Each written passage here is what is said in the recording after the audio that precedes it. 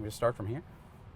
So I can hit that, and the car is now driving itself. And I just watch the road, make sure nothing weird happens, and the car should navigate and do everything. It's going to signal, it's going to turn, can see where we're going. And so I have set a whole bunch of different destinations. This should take probably a couple hours to do everything, and it's going to crisscross Boston, basically go to the trickiest places I could think of to drive. So the first place is the Massachusetts State House on Beacon Hill, and it's going to have to do all sorts of interesting driving to get to those. And then, yeah, the North End, Boston City Hall, Kendall Square, then back to Fenway Park. So we're just going to go back and forth across the city. So this is the latest version of Tesla's full self-driving. This is 12.5.2, which literally got installed on my car last night. And there is a 0.3, but we don't believe it affects anything to do with the autopilot. So just recognize the lights just turned green, and I bet you can't see it on the cameras, but the car sees it. It knows which traffic lights to pay attention to and which ones to ignore. And so, terrible roads. And so it's going to follow this way. We have a stop sign here that everyone ignores, including us. The navigation is partly from Google. Google Maps is what Tesla's navigation is based upon. And so if I go here, it can sort of show us where we're going. And so we're going to make a U-turn. We're going to get on 93. Oh, no, we're not. We're not getting on the highway. We're staying on surface streets all the way. All right, that's cool. That's better.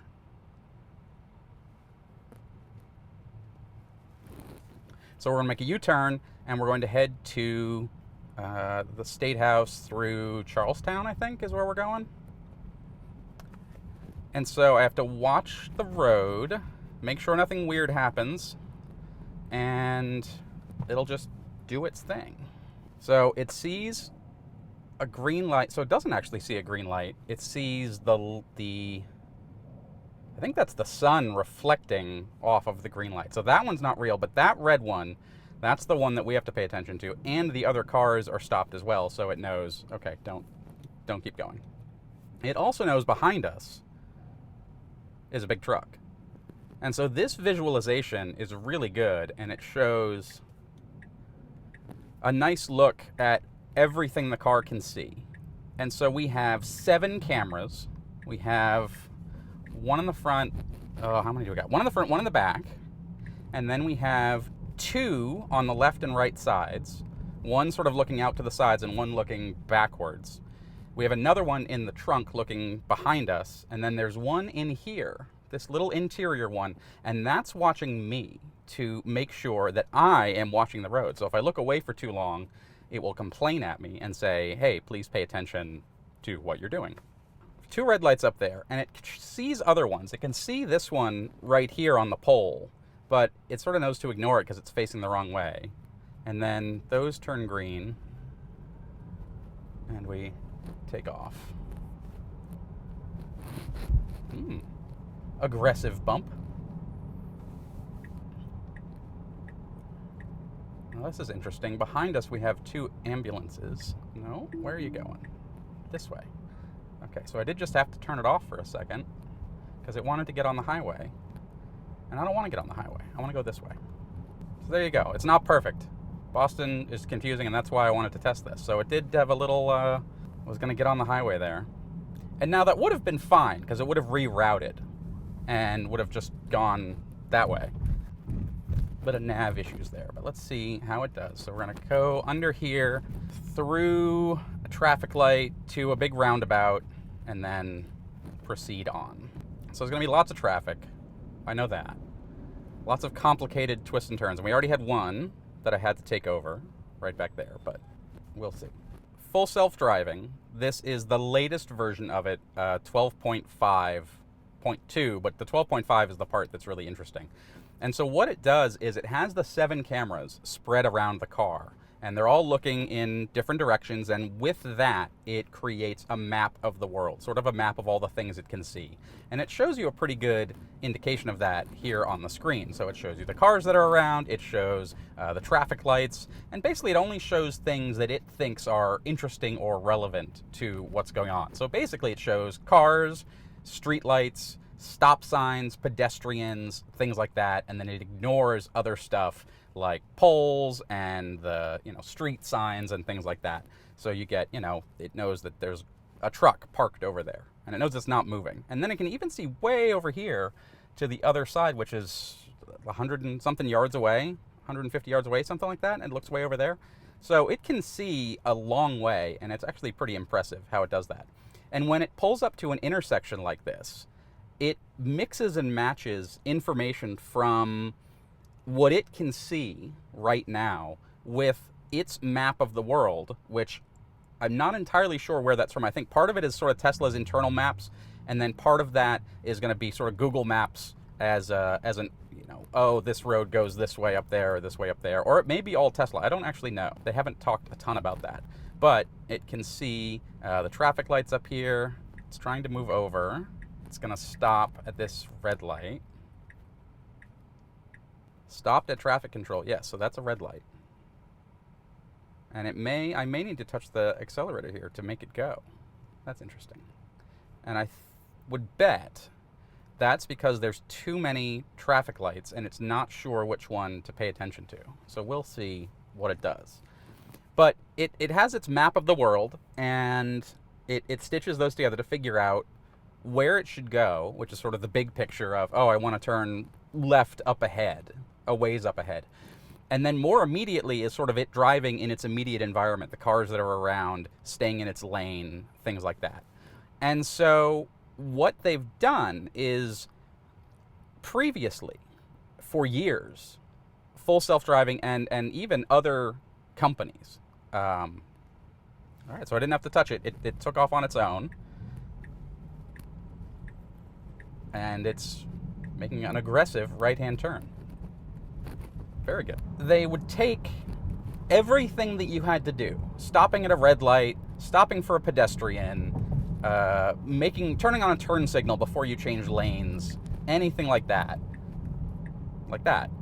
And they would manually code everything that they would want it to do. So everything that the car did, from driving around a big rig and crossing the line and not doing, the legal way, everything would have to get coded in. So it would be like, oh, hey, this big truck is turning in front of you.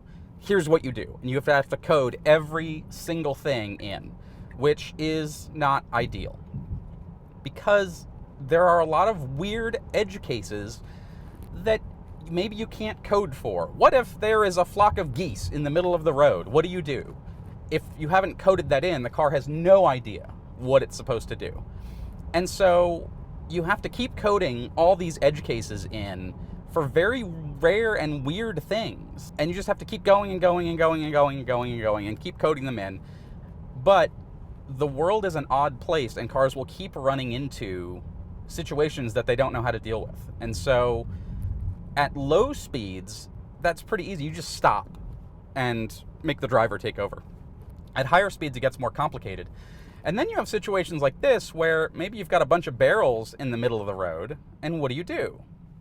And so this can see, it's showing that there are things, so it's complaining because I wasn't watching the road. And so what they did, and this is Tesla's big advantage, is Tesla has had cameras in its cars for the last 5 years, 6 years, and those cameras are recording, and they can upload that data to Tesla for use in research and development and analyzation and things like that. And so what the big breakthrough was, and this is really complicated stuff because you got the barrels and you got these and you got the lane lines, but we do have a truck to follow, so that makes life a little bit easier. So what the car, or what Tesla figured out, is the same thing as like the ChatGPT systems. And so ChatGPT and the chatbots and things are trained on basically everything ever written or everything that's on the internet. And all of that makes it so that it can predict, here's what the next word should be. So ChatGPT is basically a really advanced version of the little thing on your iPhone keyboard that suggests the next word for you to use that you might want to say. It's a very advanced version of that. And basically it looks at everything that's ever been written, that's all put into its data set, and basically says, what's the most likely next word in this conversation that I'm having? And that's with text. And so you put all the text in and it can figure out what to say, and it's very impressive and powerful. But that's with words. Now, Tesla has done the same thing with driving. At the end of the day, you basically have 4 or 5 inputs that you can do to a car. You can turn the steering wheel, turn left, turn right.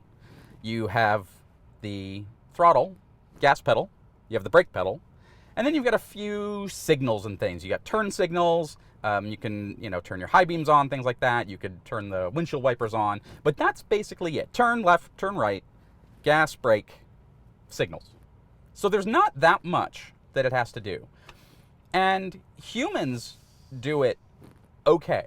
We are decent drivers with 2 eyes and a brain, and the brain is the impressive part. But we can only pay attention to so much at a time. And so what they did is they took hours and hours and hours of footage from Teslas, from a camera that's up here, cameras on the sides, all of that, and showed the computer, showed an AI, basically, here's how you drive.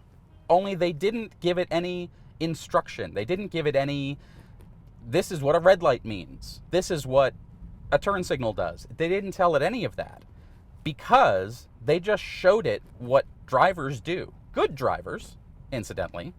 Drivers who know what they're doing. Let's see if it handles this. This is a turn-only lane.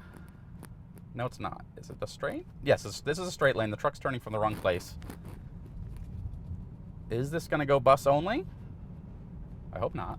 No. Oh, this is really impressive. These are tough, confusing streets, which is why I wanted to do this adventure here. So what it did, they took all of this video from all of these zillions and zillions of Tesla drivers. Let's see, what are we doing here?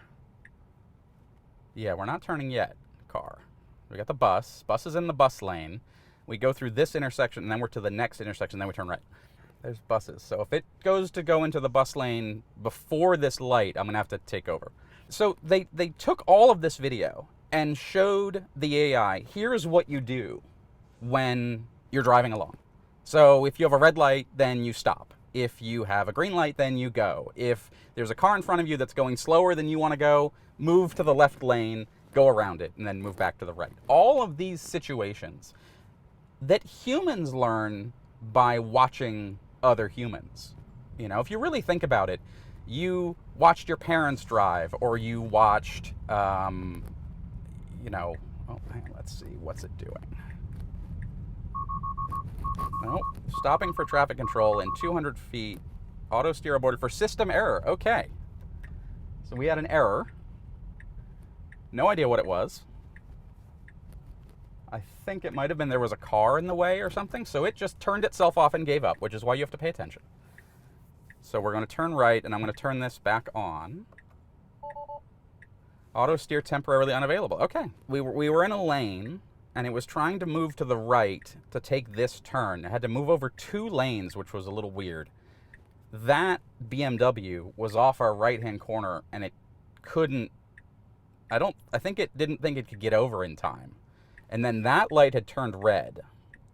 And so it wasn't sure what to do. That was a really interesting scenario. Hopefully after I turn this corner, or once this car starts moving, I can turn the auto steer back on. So humans are taught how to drive by watching how other humans drive. And they taught the system the same way. All right, so we turn that back on. There we go. So now we're going to go through a couple lights here, and we'll see what happens. So Tesla figured out, and they could take all of this video that only Tesla has, because they're the ones with the fleets of cars with all the cameras in it, uploading constant amounts of data. Now, other car companies, Ford or GM or whoever, they also have cameras in their cars, and some amount of data is getting uploaded, but not in the quantities that Teslas are. So what's interesting is that in the same way that ChatGPT just sort of exploded onto the scene last year, I think. I mean, has it even been that long? Just exploded onto the scene, and now it's everywhere, these chatbots. This has sort of been the same thing. And all of a sudden, this version came out end of July, something like that. And they had a version before that they just took the sort of vision-trained driver, if you will, and overlaid it on top of all the handwritten code. And so it would have the handwritten code that was like, oh, stop at a red light, take a right turn, here's how you do it, whatever. And then if it didn't know what to do in a situation, it would revert to that sort of vision-taught AI system. And they figured out that if you just get rid of that code and just leave the vision AI smart there on its own, it actually works better. And so they got rid of 300,000 lines of code and just went to this vision system and said, that'll work. And it turns out it does. And they've done a few updates over the past month, and it's gotten extremely good. So much so that I literally went for a demo drive in a Model 3 to test it out because I saw that Tesla was doing a 1.99% financing deal, and I said, oh, that's interesting. I'm in the market for a new car. Let's see what I want to do. I took it and I tested the new full self-driving, and I said, I'm buying that because I knew instantly. I have a lot of experience with these systems and testing them and driving them, and I knew Tesla has something really special here. We got a fire truck. Does it know there's a fire truck? Yeah, it sees it, but it shows it as a bus. It doesn't show it as a fire truck. That's interesting. Wish it had little like red flashy lights on it or something. Also up here, it can see the left turn light there is green, but the one in front of our lane is red, and it can see that. And so now it should turn green, and we get to go. Yes. Okay. And so now we're coming up on our first destination, the State House. And so basically Tesla found that this system, trained by watching all the video, was really good, and it was this giant leap forward in self-driving. Oh, let's see. So now it sees the pedestrians. So it shows them there. They're in the crosswalk. It's letting them go, and then slowly proceeding forward, showing intent. This is interesting things that humans do that's very, very, very difficult to code, is to sort of show the intent of the vehicle. I'm going to edge forward really slowly so that you can see that I'm going to do something, that I'm going to make this right turn. And it signals to other drivers that, oh, this is a human being and they're going to do things. So now we have stop signs. It shows the stop signs, and then it's going to go. It knows that because it was to the stop sign first, it should stop.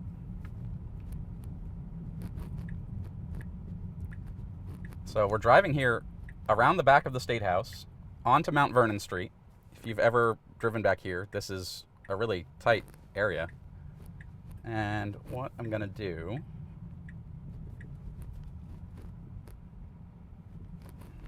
is let it keep driving, and then I'm going to delete the State House because I don't want to actually stop. I just want to sort of route it through the city. And then next we're going to go to Chinatown, which is going to be a whole different thing.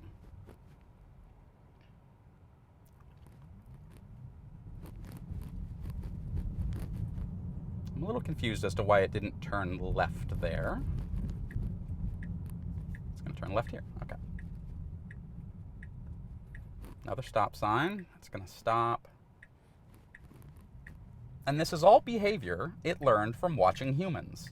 So this is interesting. We've got a guy in a crosswalk there. We've got a car coming. It's trying to signal. Car's coming, car's coming. It's going to edge out. It's a little unsure. Ah, there's a car coming from the right. Okay. So that car stops. Pedestrian goes. It goes. Really impressive. We've got pedestrians in the crosswalk and a yellow light, so we're going to stop for that. Duh. Okay. For a second, I thought it was going to run the red light. So it was taught how to do all of these interesting human things. It wasn't programmed to, oh, it drives like a person does. It wasn't programmed to sort of edge up, or at a stop sign, at a four-way stop. How do you figure out who goes first? Like, two humans might look at each other and sort of signal, eye signal or something. But really, you can just sort of edge forward to show, hey, I'm going next. Next is my turn. And that's what this system does, because it was trained. I'm going to show it 1,000 videos of what it looks like to stop at a stop sign. So this is interesting. There's a vehicle stopped in the lane. So we're just going to drive around it. Yep, perfect. I'm going to come up here. So there's the Massachusetts State House, Gold Dome. Great. Lots of pedestrians, complicated streets, complicated turns. This is all very tricky. So this guy's walking against the light. We have a green light, but there's pedestrians everywhere. So I'm going to give it a little bit of gas, because otherwise people are going to get mad. And I'm going to help it. There we go. So I just give it a little bit of throttle to encourage it. And there's a guy standing in the middle of the road. Drives around him. Okay, good. Here's another guy walking on the street, and it sees him. And so it should give him a little extra room. So it gives him extra room, moves around, turns on the turn signal for the red light. It does everything that a human would in these weird situations. And it would be very difficult to code for guy walking down the side of the street in a city as you approach a red light. Here's what you do. It's a very weird situation, and this is why making sort of self-driving cars is so tricky. You have lots of weird situations that you wouldn't necessarily think of, but that humans, you would just instinctively know what to do in that situation. If you feed it enough video of people driving around, it will learn what to do in different situations. And it doesn't have to be this road. What do I do? It can just be on a road where there's a red light and there's people crossing in front. Do I go or do I stop? Which seems like a really basic thing, but it's, oh, you stop. But then you get into weird situations like, what if there was a police officer there signaling for you to go? Well, you've got a red light, so you're not supposed to go. Now I've got a green light and pedestrians in front of me. So what do I do? So it waited for the pedestrians, makes the turn. Now we have green lights here and it can go. So it's this whole elaborate dance, right? And so if you set a rule, never go through a red light, but there's a police officer there waving you through, a human would know, okay, I can ignore the red light and I can just go through it.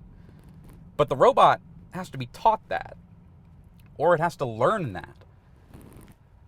And so something like that, they would probably, at the current system, would probably rely on a human to drive through. But I don't actually know. That's complicated situations here. So now we've got a green light. We've got this truck here. People double parked, so we go around them. Gonna change lanes because we're gonna make a left turn up ahead. We're gonna go through this light and then make a left turn. And so all of these scenarios, so it shouldn't have, yeah, there we go. So it's trying to go into the turning lane, which has double parked vehicles in it. Now we're gonna move over. Then we're gonna turn left. Okay, so these people are in the crosswalk. It knows to wait for them. We have a green light, but they're crossing, so it's gonna wait for them. Got a moped up here. Got people, and it's giving them room. It waited till they got by, and then it actually steered a little bit away from them to give them extra room. He's pulling over. We're still going. This is crazy that it's able to navigate this. And this is a car. This is not a test car. This is not a development car. I literally bought this 4 days ago. I bought this car. And this is just a stock car that anyone can go buy. And so it's been taught all of these things, learning how people drive in various situations. And then it can look out upon its world and say, okay, I know how to do this, right? I know on the map that I want to go that way. And I know when there's a red light, and I know there's a car, and I know what a crosswalk is, and I know that so that person just came out and was standing at the edge of the car, but we weren't in the crosswalk and she wasn't moving. So this is interesting. It moves out of the way of the mopeds, continues through, continues forward. Okay, I'm going to end this next stop.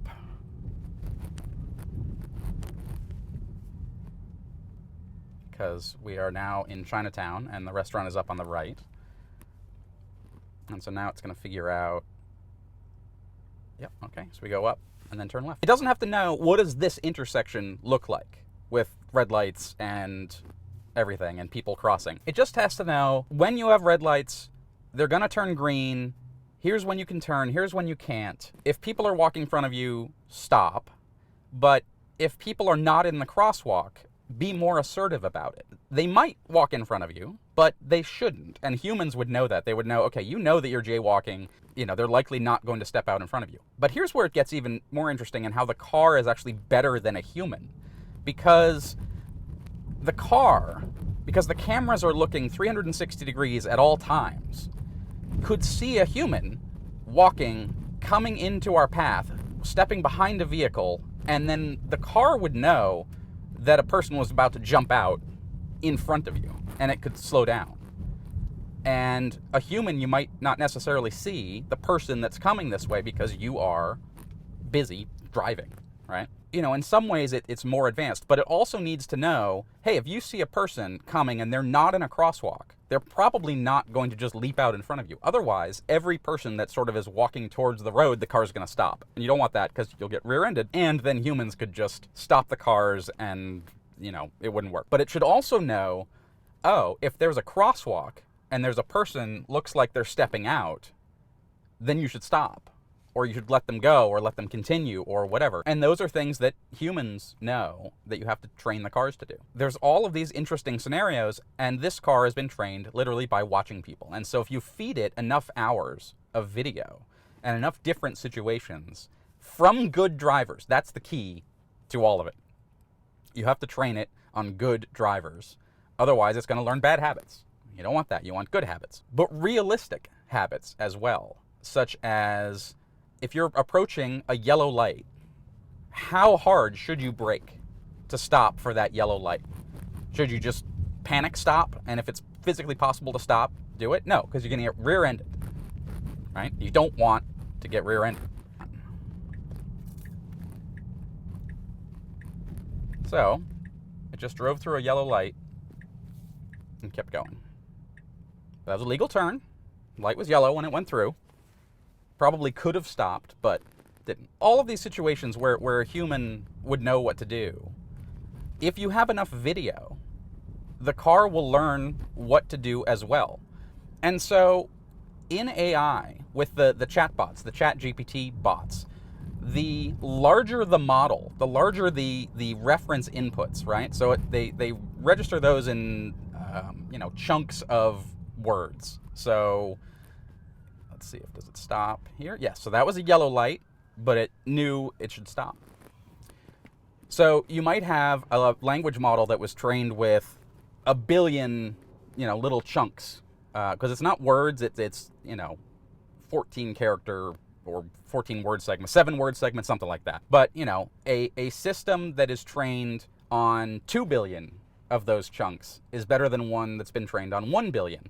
And it's complicated and it requires a lot more data center input and things like that to make those models. But you might have a model that has 7 billion inputs, and that one's going to be better than one that has 2 billion. If you train your model with 1 million hours of driving and you pick good drivers in varied situations, then it's going to be able to do a certain amount.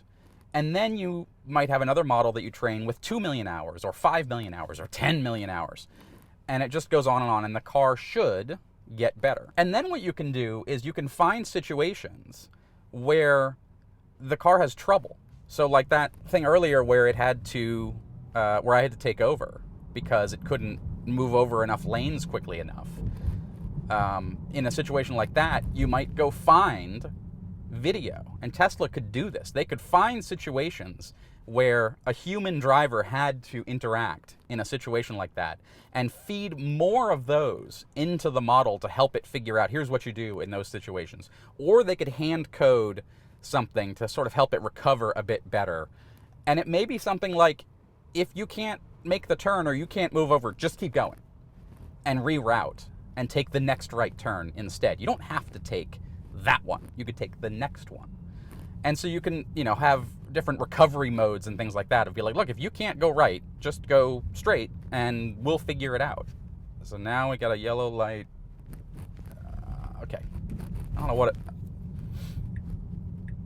it was. I think it was having trouble with the little scooter lady there, but we made it through. Made it through the yellow light. And so now we're driving along Atlantic Ave in Boston. We got a truck in front of us, red light there, people around. Perfect.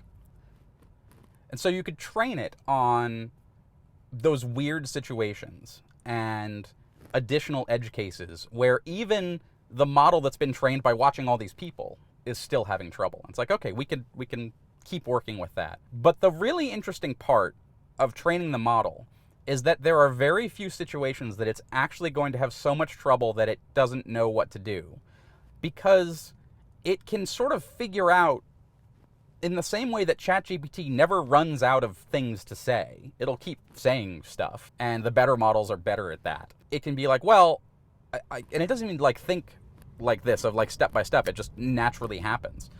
Well, here's what I think I should do in this situation.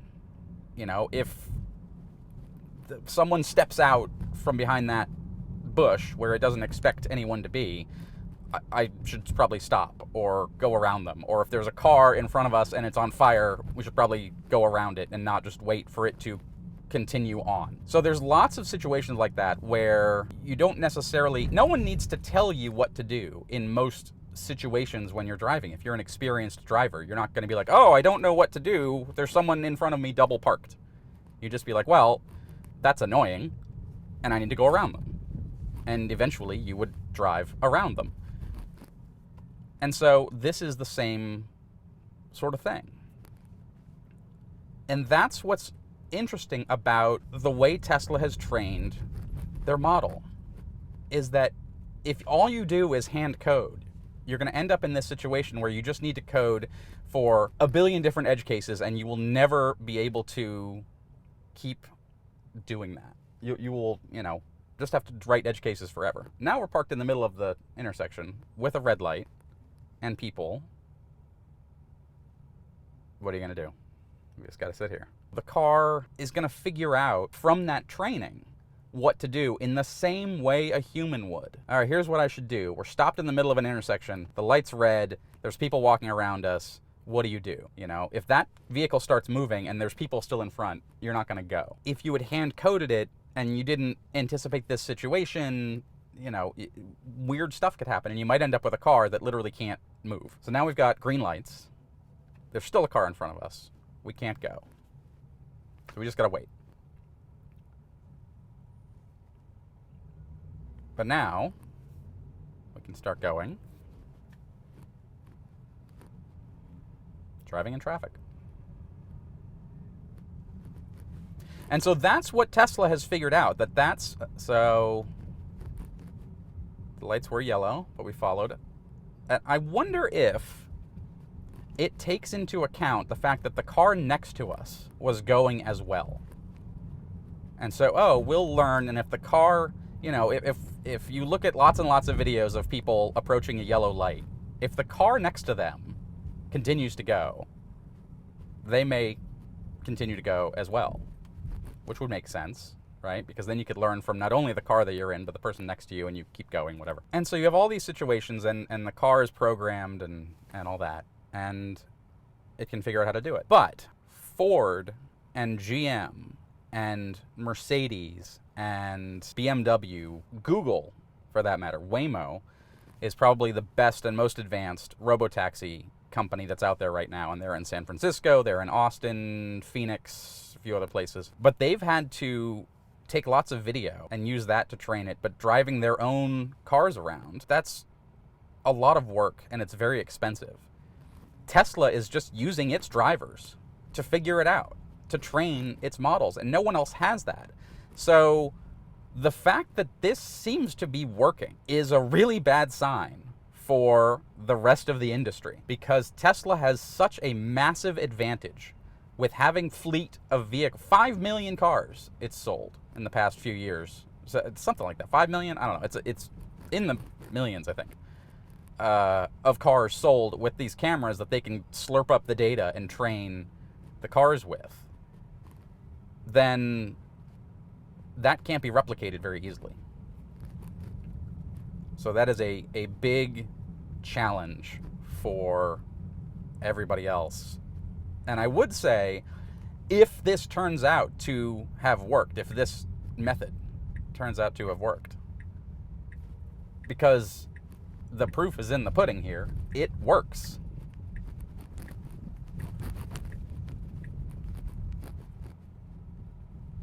It wanted to go that way,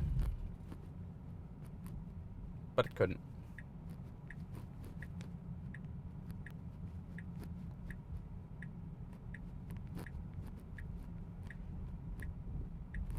These roads are just terrible. So we're going to go up here, we're going to move right, and then we're going to turn right at the next light. There we go. So that's a good example. It missed that turn, and it just said, well, okay, I'll just reroute and take the next one. Made its turn here. Now we're in the north end. Very narrow streets. Lots of pedestrians. Slow speed, so this should be easy. No stop sign there, I think. So we get to go. So that was interesting. That car was coming, and he wasn't going to stop if we showed any signs of weakness. So now we're in a very tight section. This guy's going to double park. So it goes around him. Very interesting. It knew he was slowing down to a stop. Get rid of the stop. Right. No people.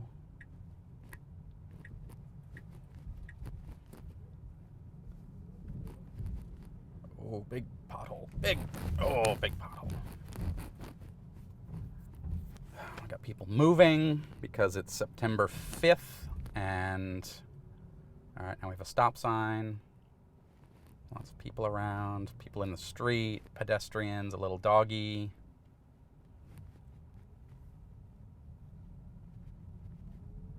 Okay, interesting. Made it. Lady and her little dog, we had to stop for them. And so you have competition at Ford and whoever who don't have all that video. And I don't know what they're going to be able to do, because this system works. Because I explained it to fellow car journalists, and they were very skeptical. And they're like, oh, yeah, I drove that 2 years ago. Whatever, it's not that good. It's not there yet. Whatever. And I'm like, this came out in the last month. And this version, which is even better, I can tell, because I drove around on it a bunch earlier this week since I've gotten it.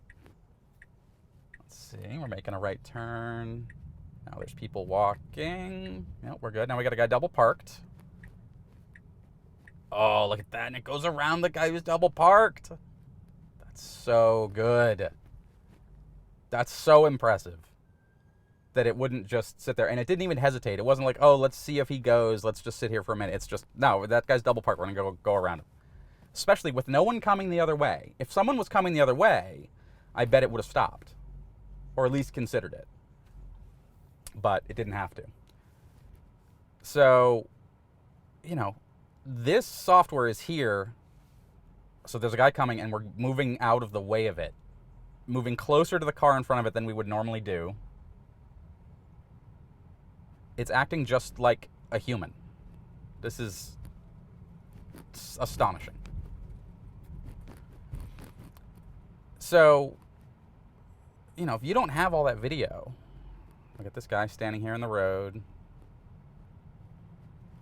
I don't know what the other companies are going to do. I really don't, because they don't have the compute, they don't have the access to the videos, they don't have the access to any of that in order to recreate this. So I really don't know what they're going to do.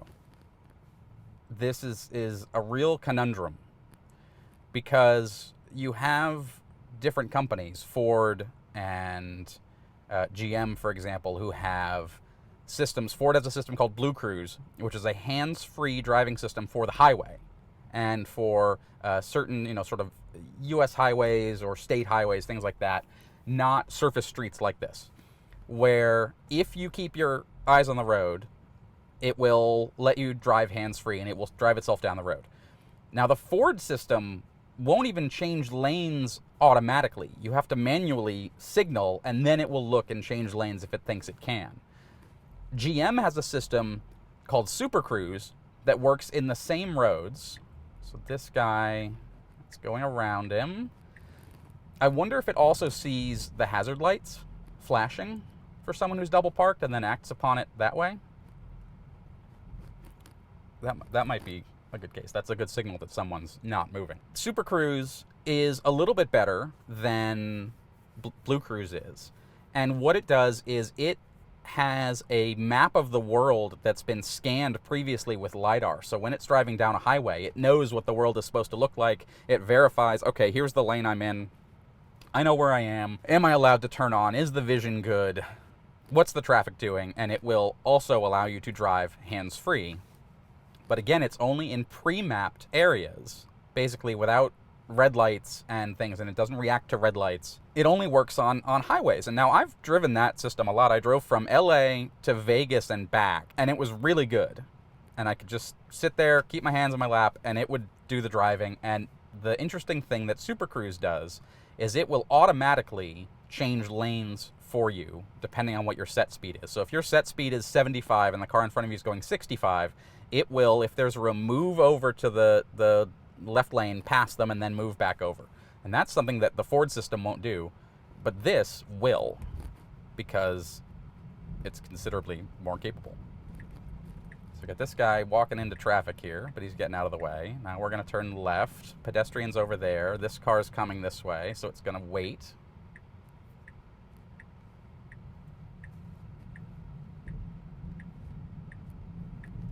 More cars double parked. Doesn't want to move too far over. I would have left him a little more room, but it doesn't really need it. So now we have a red light. And here we actually could turn right on red, but I don't think it's going to want to do that. And so that Super Cruise is again, highways and restricted highways and pre-mapped things. And this just isn't. It's for everywhere. And there are a couple of reasons why Tesla will do this and other car makers won't. All right, so now we have a green light to turn right, but we have pedestrians in a crosswalk with the right-of-way, and so we're just going to wait and let them go. And then as they get out of the way, we start inching forward, and as they get completely out of the way, it starts going. So it doesn't wait until they're completely out of the way before it starts moving forward. Our next destination is up here, Boston City Hall. Edit trip, close that. And now, Kendall Square in Cambridge. Tesla is a technology company. They're a Silicon Valley software tech first company. And that means taking risks, trying new things, pushing the envelope. You know, you're not going to get anywhere if you only do what is certain. The auto industry is very consensus driven. There's not a lot of risk taking. Designing a car with a new design, a modest redesign of a vehicle is considered a big thing. When Ford went from V8s in its pickups to turbocharged 6-cylinder, and they basically moved from one engine to another, and that was considered this crazy thing. When BMW changes the design of their front grille, that's a huge change. And when Lexus makes their front hourglass grille even bigger, people go crazy. Like, the changes that are considered major in the auto industry are really pretty minor. And in tech, if you think about some of the changes that have been made and come to devices we use every day, like the iPhone, to go to an entire screen in 2007 and yeah, good work. So it knew the light was turning red and it had to make a more aggressive stop. To get rid of, and if you're young, you may not remember this, but it used to be that phones had keyboards, Blackberries, and you dial. To go to a screen like this was revolutionary, truly revolutionary. And a lot of people, including very wealthy, famous, rich, smart people, Steve Ballmer, whatever, companies, thought that Apple was crazy for doing that. Because why would you have done that? And Steve Jobs was a huge risk taker, innovator, and was perfectly happy to ignore consensus. And in fact, I think on a lot of things, if there was consensus, he was not particularly interested in it. I'd quoted a famous aphorism from Henry Ford saying, if I asked people what they wanted, they would have said a faster horse. And so it's like, yeah, do you ask people what they want, or do you just design something? There's lots of car features that people wouldn't necessarily know to ask for, but is still a good idea, like automatic emergency braking, a system where if you're about to drive into something and you're not paying attention, it will brake for you so you don't hit the thing.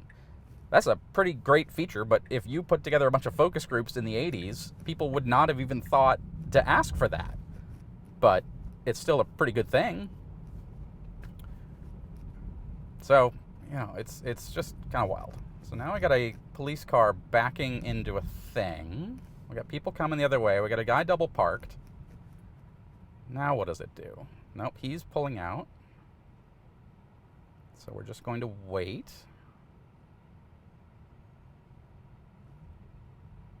Very good.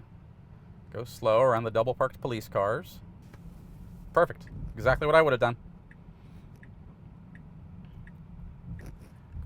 So, all right, now we have a red right turn, I think for pedestrians. Is it going to stop? Yes. Oh, nope. All right, I had to stop it. I don't want it to run the red light. So we have a green light ahead, and you could tell it was a little confused. Let's see. There was a green for going straight, but a red right arrow, and it was going to proceed through the red right arrow through the intersection. So when you disengage, I'm actually going to take a picture of this to show what it looked like. And that one I had plenty of time to think about it. The first time it turned itself off. This time I had to do it manually. So I can just get it going. It has a green light. All right, so it's going to take back over. The auto industry is not very big on risk taking and trying new things and going in crazy directions. Like Toyota saying, oh, we want to put all our cars as hybrids is a revolutionary idea, and that's pretty crazy. So not only is it a tech company where innovation is primary, you think about Apple and the iPhone, whatever, it's a tech company run by Elon Musk, the least consensus-driven executive alive today, and the most risk-taking executive alive today, who is looking at a problem and coming up with ways to fix it. And if you read, and I can't recommend this enough, if you read Walter Isaacson's book about Elon Musk, his biography, Elon basically says, is that physically possible? Is there a physics reason why X can't be done? And if the answer is no, then he's like, okay, let's go do it. Let's figure out what it is. And there have been plenty of things that have done that. And so with the self-driving car, there, for years, literally years, there was insane amounts of criticism from automotive journalists and the automotive industry, big bump, about his decision to get rid of all sensors except for cameras. So this car has 6 cameras on the outside, 4K, high definition, good cameras. And what he said was, humans drive with 2 eyes. We don't have radar, we don't have LiDAR, we don't have all these sensors, we just have eyes. So there is no physical reason why we couldn't do this. There was lots of criticism. The consensus at every other automaker is that you need to have radar to see cars. But not only do you need radar, you need LiDAR as well, which uses lasers to see the world. It's much more high definition. It is much better at seeing things that are further out, but they're very expensive. Let's see, is it gonna go? Yep, perfect. Going across the bridge. And so the consensus at all the other car makers was that this would never work.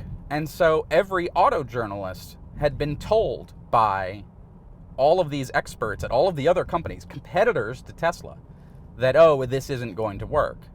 And so they just assumed or thought, oh, there's no way that'll ever work. There's no way that'll work. Tesla is crazy.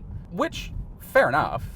You know, sometimes people have crazy ideas and they don't work out. Tesla had an idea a decade ago to change, physically remove batteries, take them out, and then put new batteries in. And it turned out that they could change the batteries, but it didn't work. It didn't solve the problem. Crosswalk, yes, stopping. Very impressive.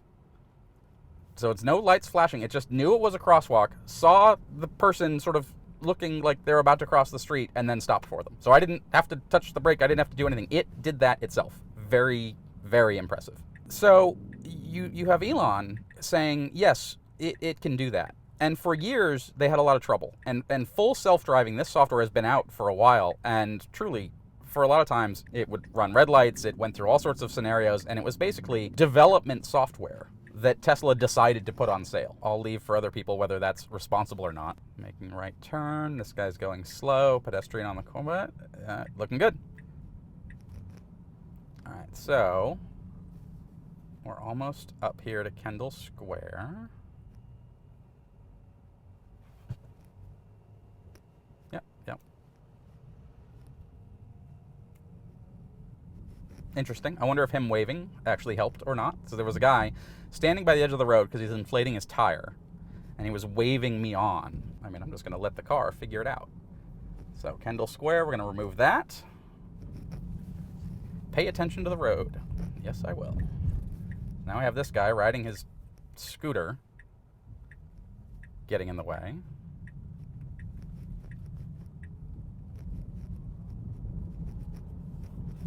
Oh, there's a thing in the middle of the road. Does it avoid the thing? Yes. Oh, it could have gone like down the road, but it didn't. I just am continuously impressed by the system and the fact that I could buy it today. This isn't like some development car or $1 million Waymo thing driving itself around.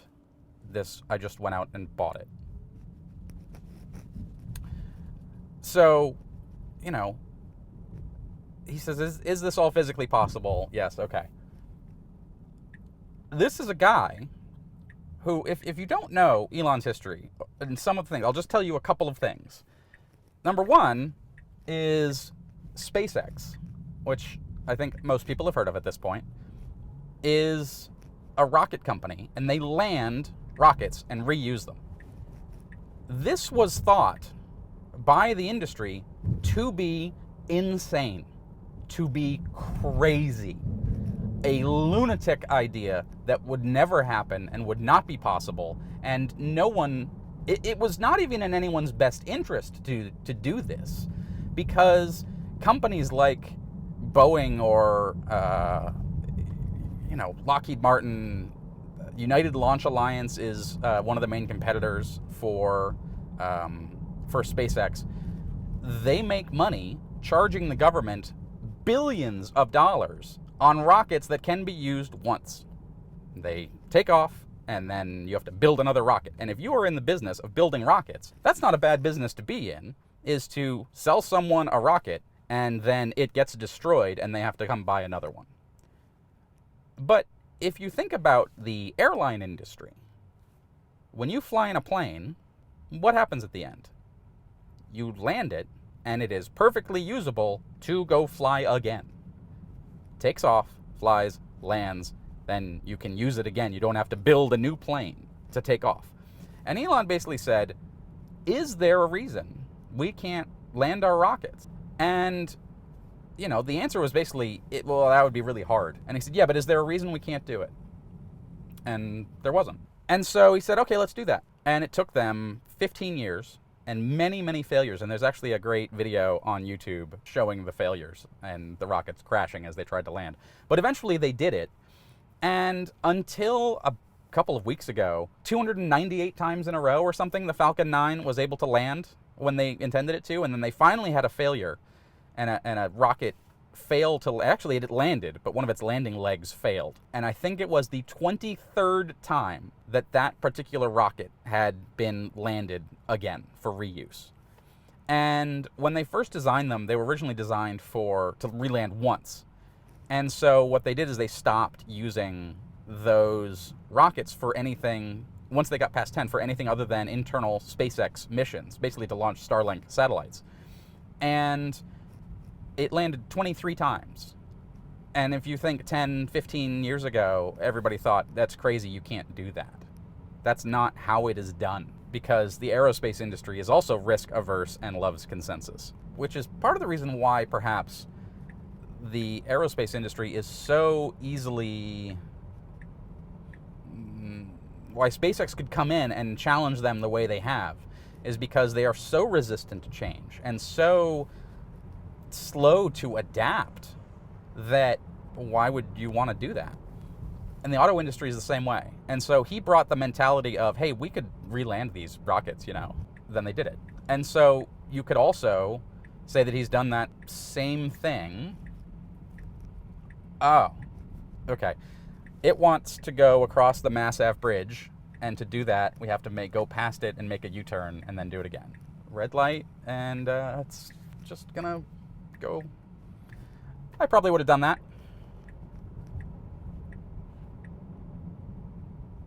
That's fine.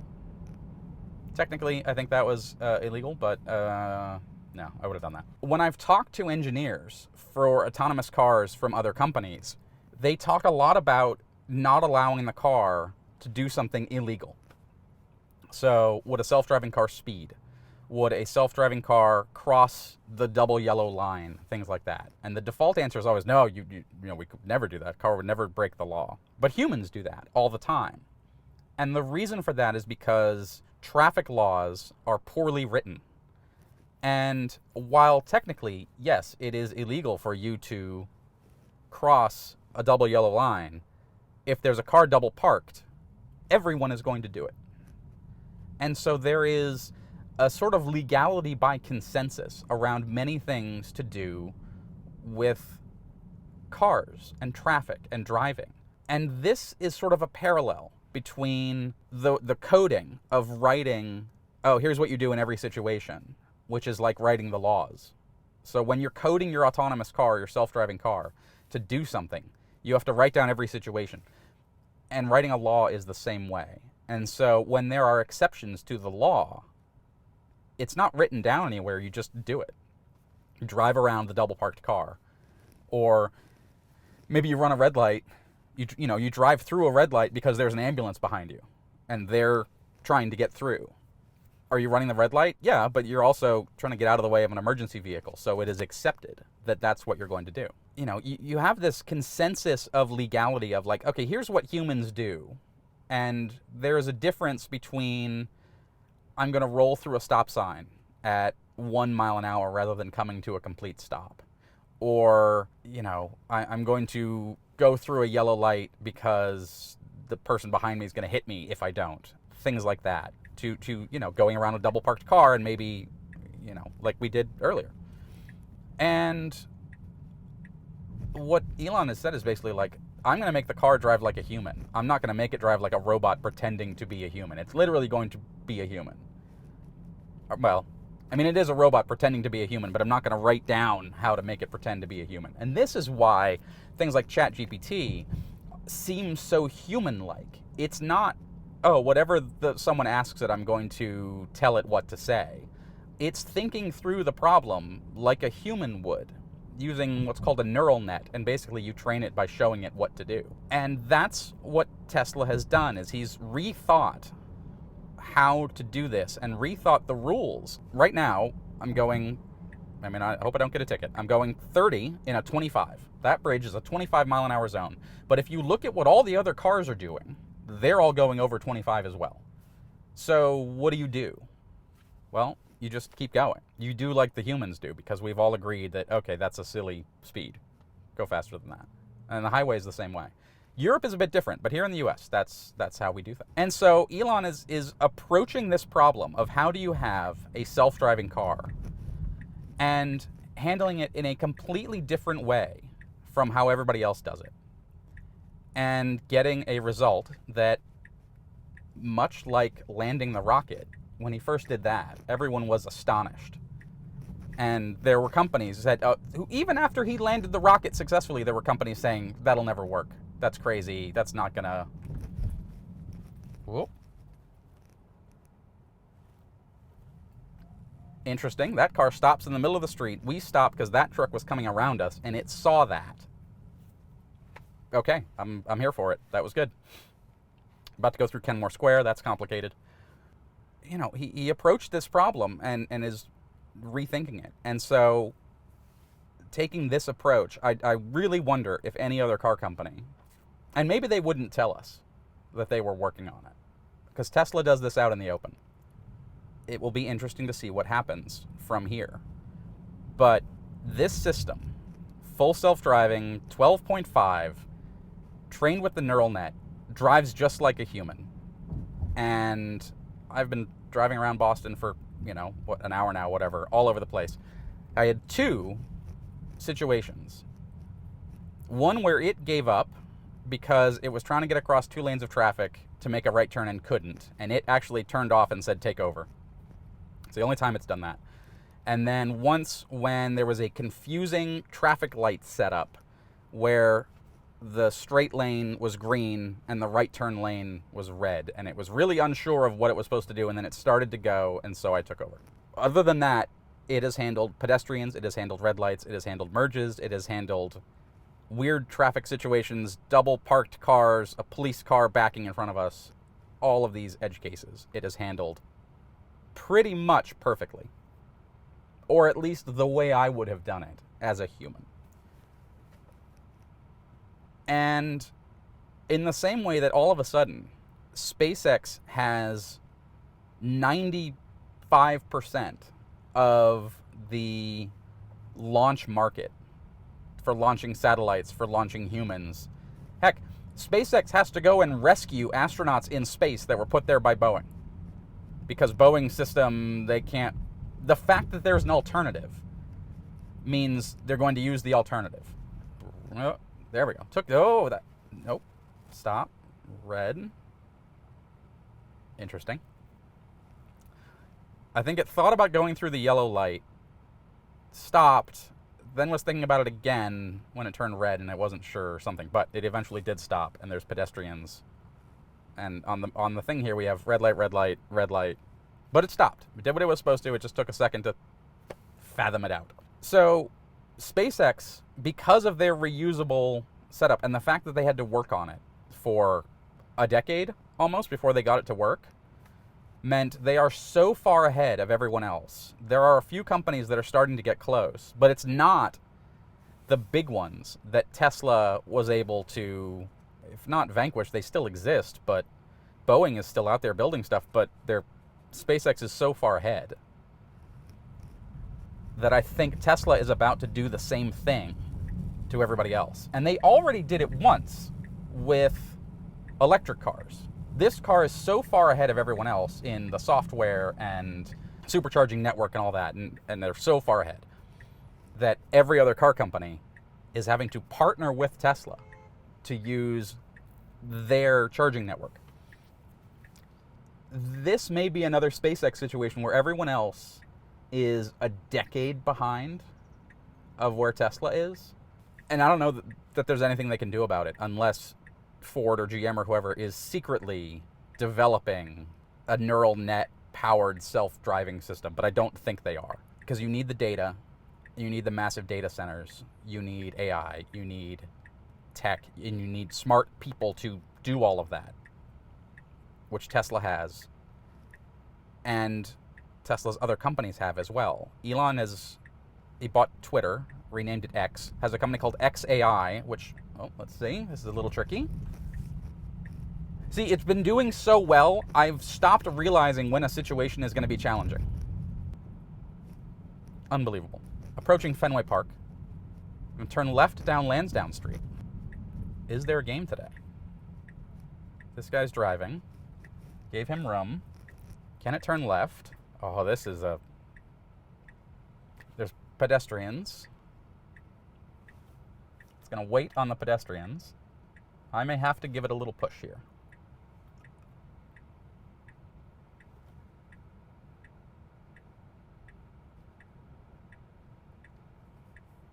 I haven't touched the wheel, I haven't touched the gas, it's just waiting. People, it's starting to turn. Be more assertive. Oh, it flashes. I'm going to give it some help. I'm going to take over. Couldn't make the left turn. I think it would have gotten there eventually, but it needed encouragement.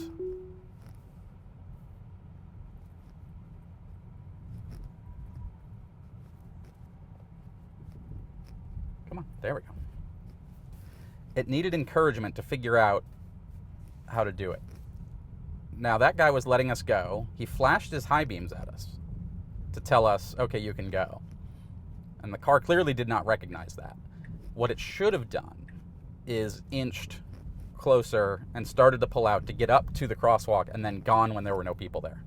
But it didn't want to start that turn with the car coming the other direction, so that was interesting. Okay, so there's 3 disengagements. 1 where it turned itself off. 2, it would have figured that out eventually, but because there were other cars, including a bus behind us who was clearly starting to get impatient, that wasn't going to work. So I helped it through. So that's 3 understandable jump-ins in an hour. So pretty good overall. Now, it's not full self-driving completely yet, but it's close.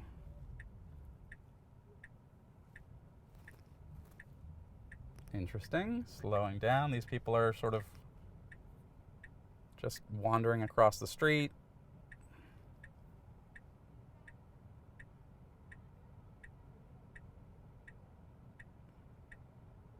People just standing in the middle of the street.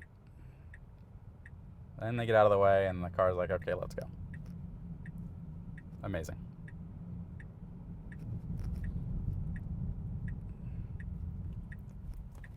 Fine. I'll go with all of that. So Tesla is so far ahead. And unless other car makers are secretly working on neural nets or something, they may end up 10 years behind in this autonomous self-driving car system race. And I think for a lot of journalists, auto journalists, who don't drive Teslas, either because, so here's an interesting secret about the auto industry, is most car makers loan cars out for free to journalists to test. I've driven hundreds of cars that have been loaned to me for a week to drive around. Tesla, they used to when they had a PR department, but they don't anymore. They don't loan them out. So in order for a journalist to drive a Tesla, they have to either rent one on Churro or something, find a friend who has one and borrow it, or buy one. Or, if they wanted to, you could just go to a Tesla dealer and take a demo drive. You sign up for it on the app and drive the car around and test it out. Most car journalists aren't going to do that. And so they don't know, or they aren't writing about this car. Or, and this is increasingly a problem, they don't like Elon Musk for a variety of reasons. And therefore are inclined to dislike Tesla for that. Which, fine, but lots of people are going to buy it. And if you're a, honorable journalist who has integrity, you should drive the product regardless. And if you drove it a couple years ago and thought, okay, cool, I know what this is and how this works, and I don't need to learn anything more about it. Well, the fact that this came out less than a month ago and got updated last night and is better than it was, you're going to have a really hard time, because this software is going to get better and better. And I think, there's already an update out that allows it to automatically come to you in a parking lot. And so you press a button on your phone. It's called Actually Smart Summon, or ASS, because Elon Musk has the sense of humor of an 8-year-old. This is another challenging turn, which it does fantastically. Okay, I'm impressed. So now we're going to go west on Sturo Drive. This is the line to go east. So we're going to go around it. Okay.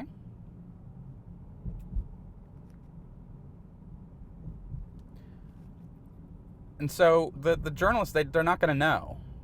The EV journalists know, and the problem there is a lot of them think Tesla can do no wrong and it's perfect and it's the most amazing thing since sliced bread and nothing will ever beat it, who have never driven the competition. So that's not any better. You need to do both. You need to come at it from both directions. Oh, this is going to be tricky. Wasn't sure what lane it wanted to be in here. All right, this is going to be an interesting test as well. So, you need to try new stuff and you need to read and whatever. And so I knew that this version had come out. I'd been reading people talking about it. I took the demo drive. I tried it for myself. I realized, holy crap, this is legit and it's here and it's incredible, because I took a demo drive and drove around for 45 minutes and didn't touch the steering wheel once. And actually I did, but it was on the highway and the lines were unpainted and it was driving where the breakdown lane would be, which was kind of reasonable. It was understandable.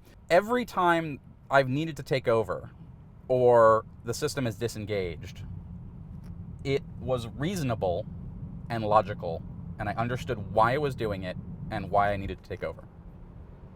And that's what you really need to have confidence in the system, is to know and be able to look and be like, okay, it might have trouble here. And 99% of the time on this drive around, it's handled it just fine. And on a few, it's like, okay, I see why it had trouble with those, with the traffic lights. I see why it had trouble with that left turn, because you got a car coming, it doesn't know their intent, pedestrians, all that. Okay, that's complicated, which is part of why I wanted to test that. So, as it improves and as those edge cases and you feed it more situations like that, the system will get better and they'll be able to build a robotaxi out of it. Which brings us all to Tesla is about to have an event in October 10th, I think, Robotaxi Day or something. They're going to show off a new robot taxi that is presumably going to be built on top of this. And if they said, yeah, we're going to have this figured out and we're going to launch this in the next year, I would 100% believe them. Because this is incredibly good and they are really close. They are really, really close. And that is why I'm here. That's why I have this video. That's why all of it. Yeah, I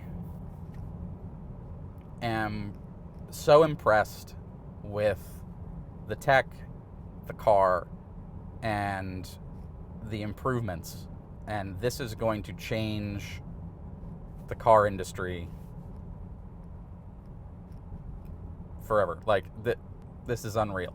And I don't know that the other car companies know about it, because they don't drive the competition that much. I mean, the engineers and stuff do, but I don't know that the CEOs do, and this is something I've encouraged, but they don't really have time. And what they do have time to do is to talk to journalists and read our publications. But if the journalists aren't writing about it, or testing it, or saying, hey, this software has taken a huge leap forward, if it's just, Elon stands on Twitter and X and YouTube and whatever, that's not going to work either, because they're just going to dismiss it and say, oh, well, of course they like it. They just love Elon and he can do no wrong and whatever, rather than like, no, really, it's something new. This is something different and you need to pay attention. And that is going to be my job with this car, is to tell everybody and say, hey, you need to pay attention to this. You need to test this out. You need to pay attention to what's happening, because this is changing everything. This car has driven me around with a handful of interventions that were all understandable, but has driven me around in some of the weirdest traffic, strange situations, and has, for the most part, handled it perfectly. It's here. You can't afford to ignore it. That's to the car journalist community, is you need to get thee to a Tesla and try it out. And boy, Tesla drivers, man, they love their cars for obvious reasons and are happy to loan them out and drive them. And there are other journalists. My friend Kyle Connor at Out of Spec has a Cybertruck and a Model S Plaid and is perfectly happy to allow other journalists to come and he readily offers them to other journalists. Hey, come to Denver. You can drive my Cybertruck. Test it out. Whatever. And he thinks because Tesla won't host people at a fancy 5-star hotel to drive their cars, that's why they won't drive the Cybertruck. Which I like to be skeptical about, because I don't think going to those places, it does get you the car, which is necessary to a point, but also sometimes journalism requires work, and, you know, getting yourself to CES or getting yourself to test a car or a product or whatever, and you just figure it out and you do it because that's your job. And so I wrote my review of the Cybertruck because I went and did a demo drive at a service center, at a Tesla dealership, and said, okay, I'll come try it out. And I did. And you can, read a lot about it and whatever, but, you can go find this stuff out there. This is even crazier and going to be even more challenging for people, because the existing systems, Blue Cruise, Super Cruise, whatever, the car companies don't know how to sell it. They really are not very good at it. Their marketing is not great. They don't know how to sell EVs either, for that matter. But the self-driving stuff, they don't know how to show it, because they can't show it and say, oh, it's self-driving. They have to be like, oh, you can put your hands in your lap and it's hands-off driving and whatever. And once people try it, then they get it, and it's incredible. People really like Blue Cruise and Super Cruise and whatever. But you have to know someone who has it for them to rave about it and show it to you and try it and whatever. So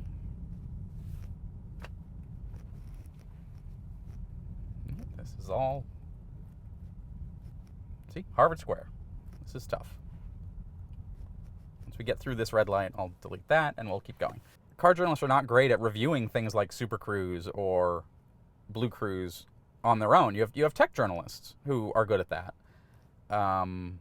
But there's not a lot of them, and there are no great comparisons, and I think too many people drove this 2 years ago and said, oh, it sucks, or think that's the consensus. And journalism is another area where people don't like to go against consensus and stand up and say, hey, everybody else is wrong. And this is an area I'm perfectly happy to stand up and say, hey, full self-driving, this is legit. Everyone needs to try this. This is incredible. Watch this video. And that's what this video is about. So, driving through Harvard Square. Remove that. It's going to recalculate. I think we're going to turn right on Broadway, and it's going to take us back towards the Boston Common. So this is more Cambridge, 4 o'clock in the afternoon, tricky. 12.5.2 is this version of full self-driving. Just came out. 12.5.3 we think is the same thing, and it just adds actual smart summon, which allows you to bring the car to you in a parking lot. So if you park it at the mall, it can pull out of its spot and then drive to you. And you have to hold the phone and press the button and hold it down to do that. But it's the same system, basically. It responds the same to, drivers and things. Or responds the same to pedestrians and drivers and whatever as this system does. Only you don't have to be in the car to do it. And so that is like very early version of self-driving in a parking lot. And so that is the next version. And then who knows what's coming in the next few months. Tesla actually posted on X, this morning a list and sort of where we were going from here, and there's a number of updates making it better at driving. So we can actually, I think, go in here to software, full self-driving, release notes, upcoming improvements, earlier and more natural lane change decisions. Okay, sure, improve that. Vision-only driver monitoring. So that's this where it's watching me to make sure I watch the road. And as long as you watch the road, it's pretty good. But if you're looking at your phone, it's going to see it, and it's going to, do something about that. Or it's going to disable. It's going to add sunglass support. So I got my regular glasses on right now. Sunglasses, it's not quite there yet, and so they would add that. End-to-end on the highway. Right now, if you get on a highway, it's using the older stack from 12.3, which is older and doesn't use the neural net nearly as much, and so that's going to be coming. And then full self-driving on Cybertruck, which is not available yet. So that'll be coming as well. So now there's this guy here. We need to move over. It may not. Yep, and there's nobody there. We just need to move over one lane, and it did it. Perfect. Very good. So now we go through this tunnel. We need to go into that lane. Yes, perfect.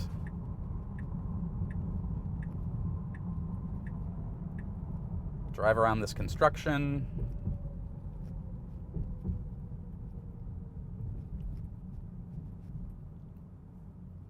This is all complicated. We have a green light. There's cars coming. Pedestrian. Okay, all good. Driving through.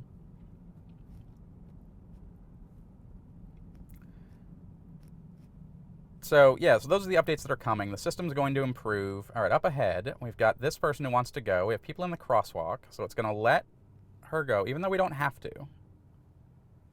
But we are stopped for the people in the crosswalk. These guys are just going to go. That was interesting. I wonder if those people had kept going through the stop sign, if this would have just kept doing its thing. I think probably it would. So we have crosswalk. Got a guy getting arrested. Okay. Welcome to Cambridge.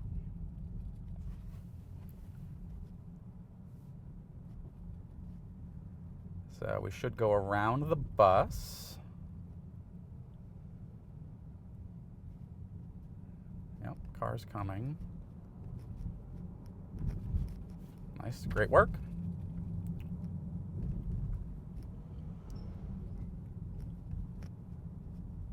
And so, yeah, there's,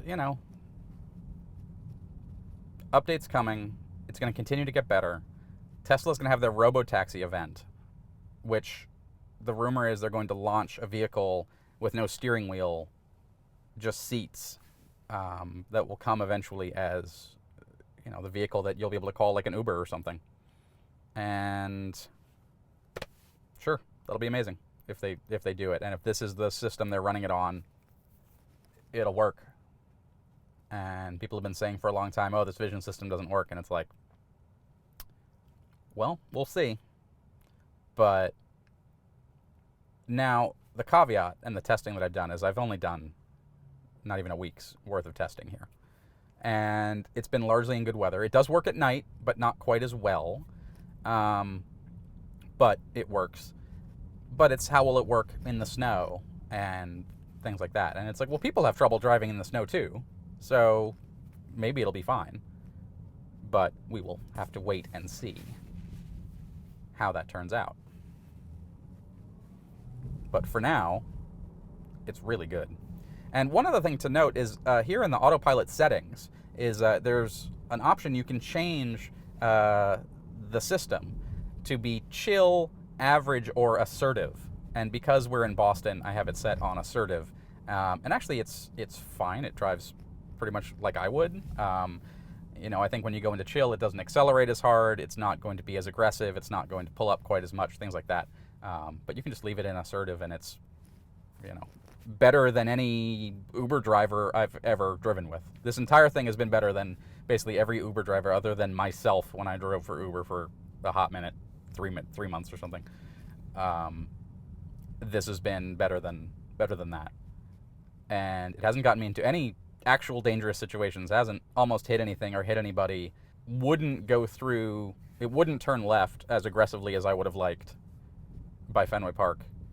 It tried to turn right on a red light in a situation when it was kind of understandable that it would try and do that. And then it had trouble going over multiple lanes of traffic because there was someone sitting in our blind spot and not moving. So, you know, those are all places to work on, but that's not like it used to be where it would just run red lights willy-nilly. So, like this, yellow light. It's yellow light and stopped. That was an aggressive stop. And I think part of maybe was that car was coming and it saw that. I don't know. Or there was no one behind us, so it was happy to stop. I don't know. But you can see here, we got a red light there. It can sort of see the lights hanging up, but those aren't entirely accurate. That one's green. That one's correct. That one's, I don't think that's red. I don't know. But we're almost done with my magical trip here.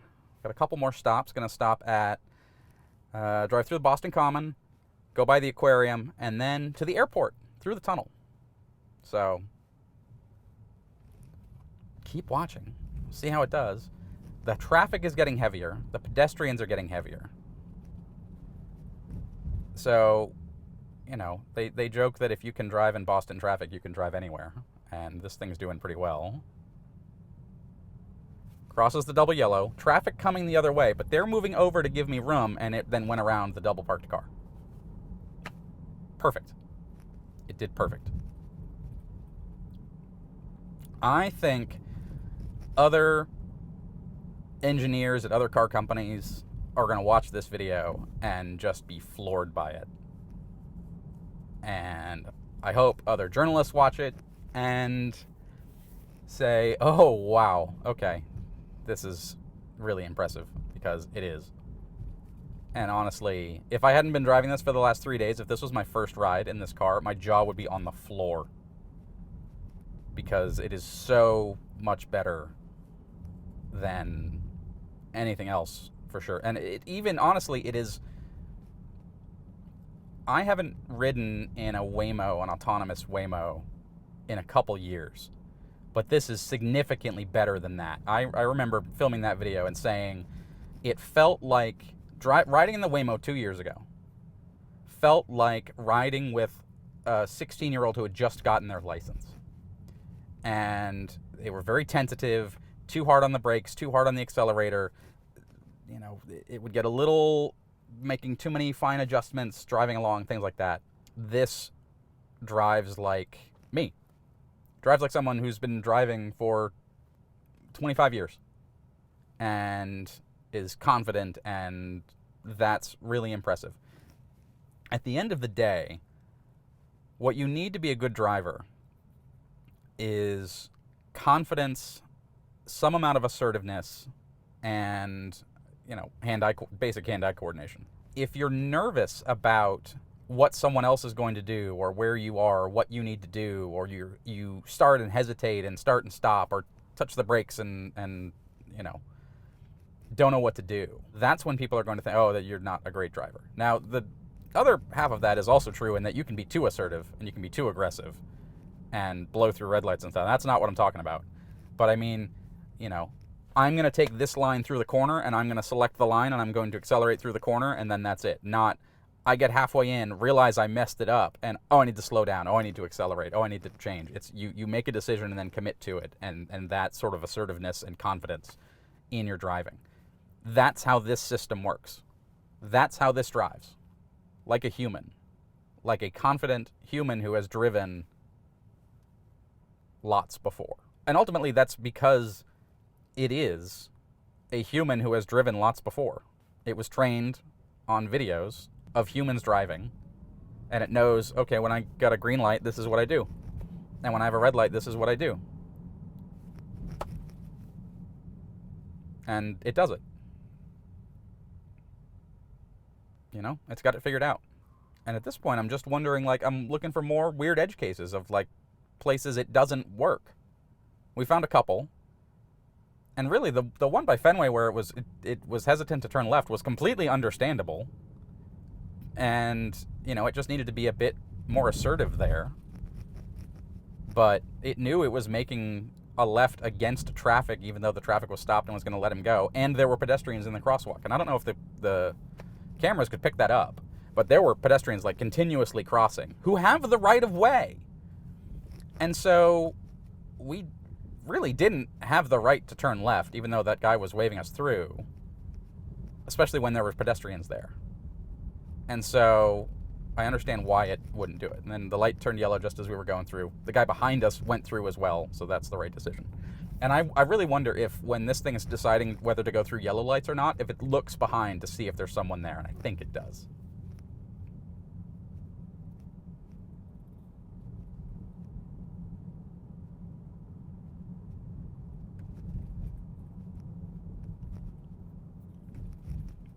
So I'll have to keep an eye out for that. But I have reached out to Tesla to try and talk to them and get more info about how the system works and things. But for the most part, I'm just going to keep driving around and testing it and seeing if I can get into interesting situations or driving interesting routes. It was my dad suggested earlier when I was telling him I was going to do this. He's like, oh, you should also do the Boston Marathon route. Start in Hopkinton and drive to Boston. It's like, sure, we could do that. We could have the system do that. Or do Paul Revere's ride. Sure, why not? Because it's like, the thing is, most of the time I'm just driving around, sitting in traffic. And this is only really interesting if you've never seen it before.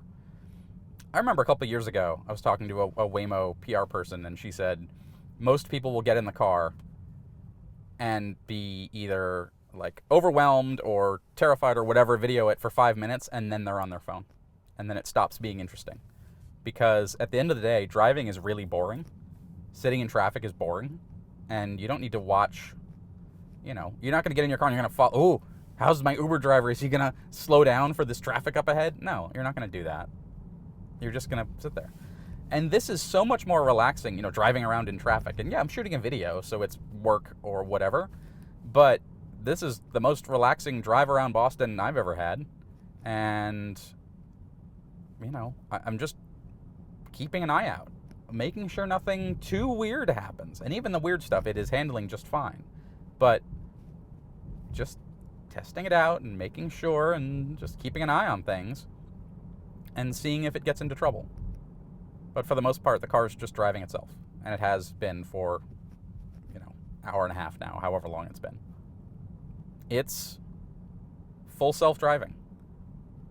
It has finally lived up to its name. Now, it's important to note, it's not autonomous. It's not there so that I could just take a nap. Part one, because it's watching me to make sure I watch the road, but also because it has gotten into a couple situations where it either would have run a light or gave up or whatever. But, it's awful close. This is almost there, basically. Like, it's driving itself. It is full self-driving. It is driving itself fully all over Boston, all over Cambridge, through weird situations and with pedestrians and everything. And it's doing just fine. And most of the situations were because other people were doing stuff weird. So if everyone was driving this, they would have no problem navigating the world. So for a long time, full self-driving was a terrible name. It was a misnomer. It wasn't accurate. It was not what the system was, in the same way that autopilot wasn't either. Except the actual thing that autopilot does is, all it does is keep this plane flying straight and true. You can't take a nap. You can't fall asleep with it. What's it doing? All right, I gave it a little throttle so it would go. It really wanted to let her go because she kept stepping into traffic. And I would have let it go if there hadn't been a car behind me. But there was a car behind me, so you'll get driven into in Boston if you keep stopping in the middle of the street for no reason. So I didn't want to do that. Back in Beacon Hill. Some of the tightest, weirdest traffic. That's where we're at. Full self-driving is absolutely here. It works. Now, there's two ways to get it on a new Tesla.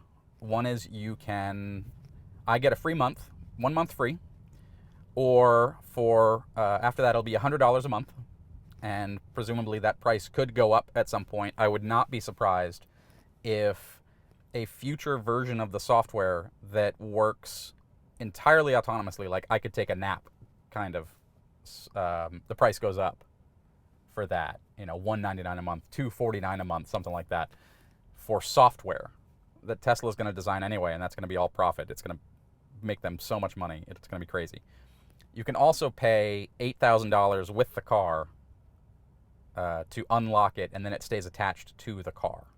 So I'm paying the monthly fee, $100 a month, starting in 25 days or whatever. But this is, yeah. Most of driving sucks. Most of the time, driving is boring, or, sitting in traffic. This isn't fun. People say, oh, I love driving. No, you don't. You don't like driving like this. You don't like driving in traffic. You don't like getting around double parked FedEx trucks. This is awful. No one wants to do this. I'll let the car drive this, and it does fine. And it's like, yeah, okay. I'll pay attention, but I'm not going to worry about it. It's not going to bother me. That's the stuff that this is going to do. And then the rest of the time, then I can drive. Put it in manual mode, right? At some point, this will be the default. You'll turn on the car, you'll plug in your destination, and it'll drive there. And that'll be the default. And you, instead of me opting into it and turning it on, you'll have to opt out of it. And a future version of this, they actually said in the tweet today, is going to be able to park and unpark itself. Right now, if I put in like Costco and you get into the parking lot, I have to take it out of full self-driving, and then I can press one of the parking spots and it'll park itself. So it does auto park as well. But that transition, you have to turn off full self-driving in order to turn on auto park. So that will be a future version that doesn't do that. Oh, let's see. This truck is going to cut us off. And so we are going to give it room. We're going to move over. Nope, there's a FedEx truck. Yep. Oh, let's see. Oh, it's gotten itself stuck now. Let's see. Oh, it found a spot, and rather aggressively. Oh, that was good. Nope, stop.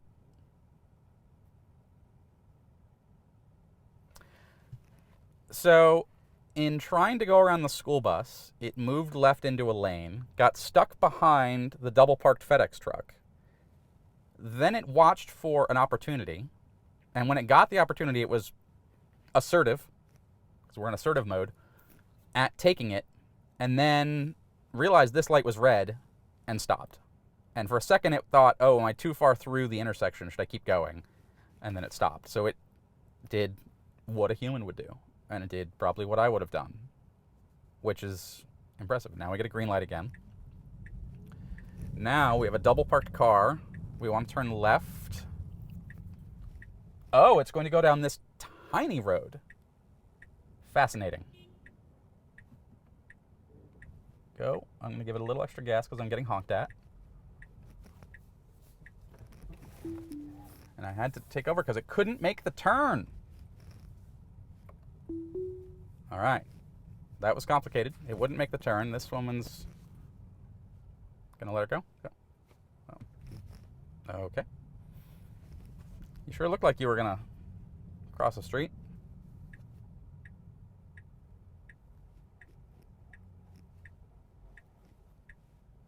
Oh, tight turns, tight turns. What are you doing?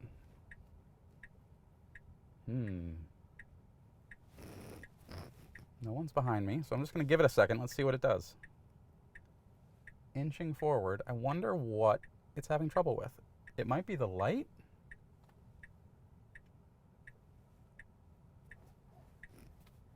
Or the curb. I think it's having trouble getting around the curb. Maybe it can't see it.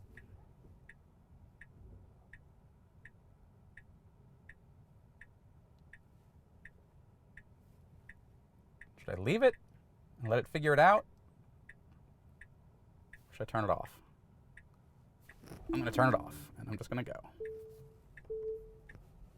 It failed to navigate a right-hand turn, so I had to take over and finish the turn. So we can turn it back on. Okay, so what's that, 4? No, 5, because we had to, it didn't want to make that left-hand turn, and it got itself into trouble. What it should have done is gone straight and turned left, but it didn't want to do that, so.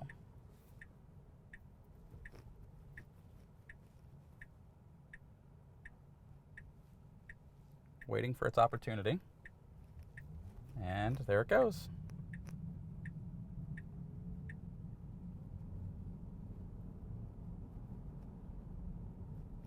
And actually, you know what? I'm going to take the aquarium out of this, and I'm just going to make it the airport.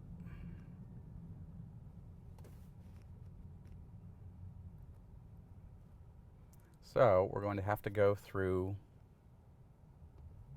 the tunnel. More traffic. So we're going to have to go up, go around the State House, turn left, go down, and maybe to through Government Center or something like that. I'm not sure how it's going to have us go. This is back where we started. Kind of. Oh, this guy wants to cross. So, okay. So it saw the guy crossing in the crosswalk and stopped so he could go around us. All right. That works. Nowhere to go anyway. There is one other option that I can change in here. Minimal lane changes for current drive.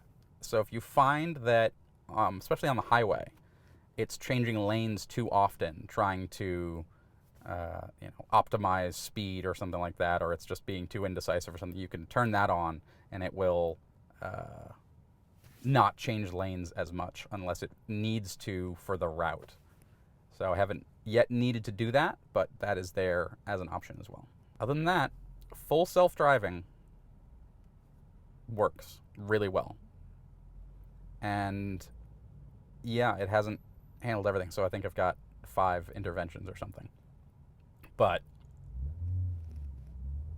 this is some tough traffic to do, which is why I wanted to do this drive. All right, I wanted to drive all over Boston and Cambridge and things because I knew it would be tough. And it has been. So I'm glad that I found something that it wouldn't be able to do. That's impressive enough. No, go straight. Stay here. Yeah. Because that's a right turn only lane. Don't go. Oh, no, it does go straight, but then you have to move over. Yeah, so we want to stay here.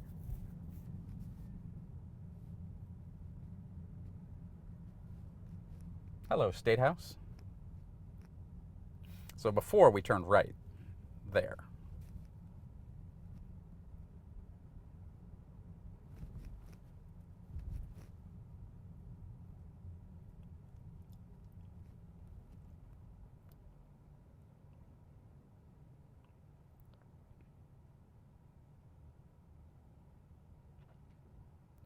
So we're stuck in traffic. This guy's going to go.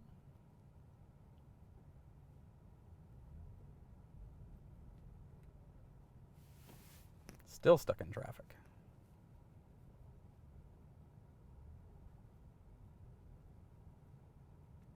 Boy, this is just brutal Boston traffic. This is exactly what I wanted.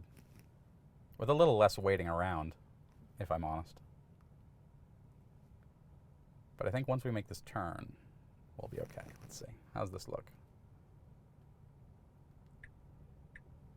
Yeah, so we go left, go down and around. We end up getting on I-93 for a hot second and then into the tunnel.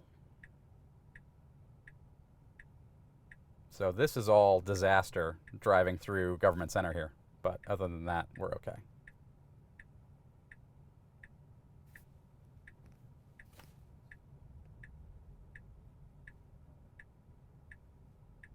It's probably not the most exciting video. I find it interesting to sort of watch what it does and where it has trouble. It's basically as more and more people and we get into weirder and weirder turns, that's where it has trouble. One of my favorite named bars over here, the 21st Amendment, which is the one that repealed the 19th Amendment, which banned alcohol. A pub directly across the street from the State House. So I do wonder if they were open before the 21st Amendment and that was a place that the Boston politicos could come and drink. Probably. Also the Filibuster restaurant. All of the political humor at the places to eat here on Beacon Hill.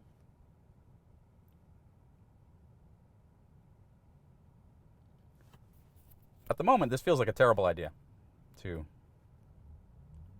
come and sit in traffic, but it's worked out.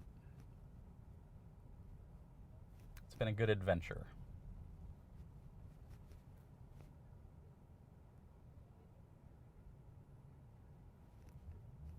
Also, what a gorgeous day. Gorgeous, almost fall day. We're past Labor Day, so does that make it officially fall, or is it still technically summer? Not sure.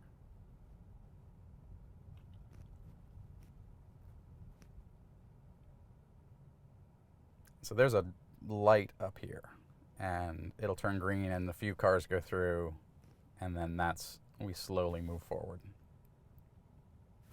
And once we get through that, solid red down to here. So we're not going to move anywhere for a while. But I want to get through the tunnel. I want to see how that looks. It won't have the GPS. It'll just have the cameras and sort of dead reckoning to imagine where it is, right? But it should work, I mean, in a tunnel. A tunnel's a pretty predictable place. There's no traffic lights, there's no whatever. And I have seen videos of full self-driving in, like, Chicago, driving on the lower levels, and they've had some trouble, but here it should be okay. Now I hear a siren, and I really hope it's not behind us, because they're not going to be able to get through.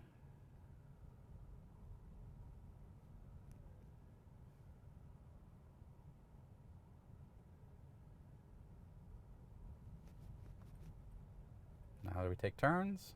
Sure.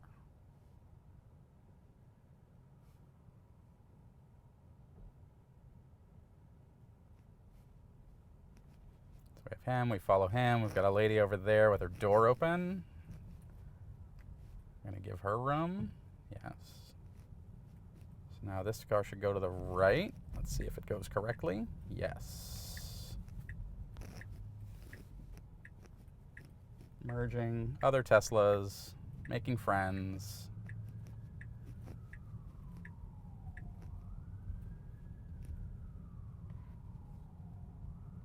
And we got a tow truck up here, double parked. There's a pedestrian, so we moved around the pedestrian. That was interesting. Nobody's letting her go either. See, so it drives like a human.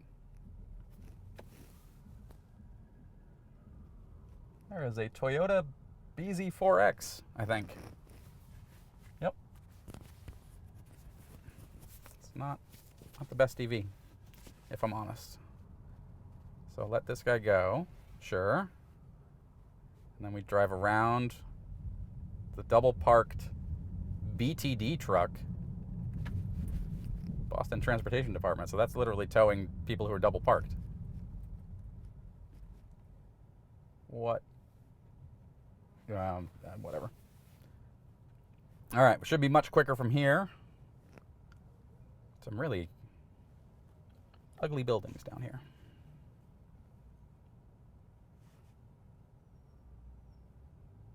But again, other than a few cases, we really haven't needed to do anything. The car has driven itself the whole way. Really, really impressive. And if you've stuck with this video all the way through, thank you very much. Much appreciated. Hopefully you learned something and got something out of it and saw that, boy, this tech, which feels like science fiction, feels like it's straight out of iRobot or something, it's here. It's really impressive. As when ChatGPT launched and started being able to have conversations, or it helping me write stuff or whatever, this is as impressive as that. Think of the first day that you tried ChatGPT or something. That's this. But this is that for driving. This is as impressive as like ChatGPT 4 or something the first time you used it. And yeah, it wasn't perfect, and yeah, it hallucinates sometimes or whatever, but boy, when it works, it really works. Yeah, that's what this is. This is like ChatGPT 4 for driving. And you have to know how to use it, how to get the most out of it or whatever, but it is a monumental leap forward. And in the same way that ChatGPT came out and then Google and Apple and Microsoft and whatever had to quickly announce or come out with their own versions or say, hey, yeah, we've been working on this for years. This is going to do the same thing in cars. And people are going to try this and see it, and then they're going to go to Ford and say, hey, what do you have? And they're going to have Blue Cruise, and it's like, okay, I can have my hands off on the highway. It's good, but it's not everywhere. And it's not going to be for a long time. I'm glad that this is as aggressive as it is with the driver monitoring. Because if I look away, if I look at this screen for even 10 seconds, it starts complaining at me and will disable itself. And if you look away for too long and it disables, it will actually give you a warning. This is interesting. Should I encourage it to go through the intersection even though there's nowhere to go? Or we would be blocking the box, which literally there's a sign right there and it's painted on. Don't block the intersection, state law, $150 fine. So that was actually a good move. And I wonder if it saw the lines or something, or if it just knew not to go through any intersection like that. See, that's another edge case that you would need to program manually. Is to say, oh, don't block an intersection.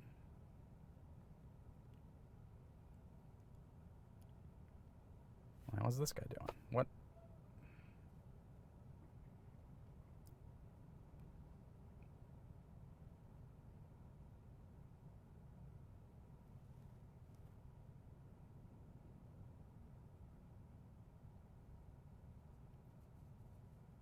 So when this turns green, it should go because there's room for us now.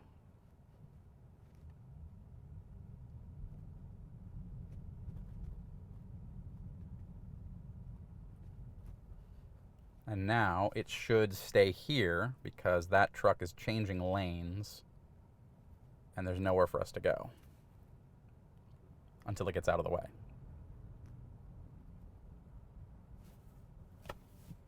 Perfect again.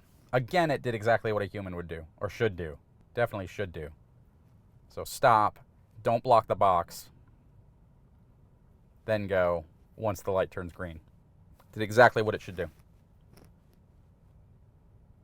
And no one in any of these other cars would have any idea that a human wasn't driving. Even when it wouldn't turn left or something, they would just think, oh, it's a bad driver, or it's a non-assertive driver, or whatever. But the car's driving. But the rest of the time, I don't think there's anything it has done that was unhuman-like.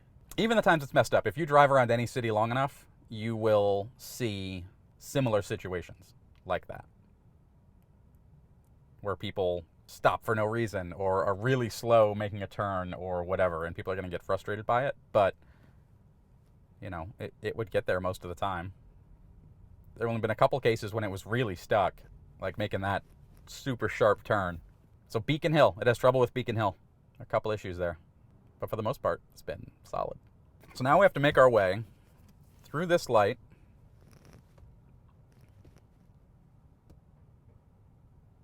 So we go through this light. There's another light there that it's basically just a pedestrian light here. And then through the next, turn right into the tunnel. Well, this is interesting. Now we have an ambulance coming. And see, remember what I said about running red lights? That guy's backing up. These guys now have a green light.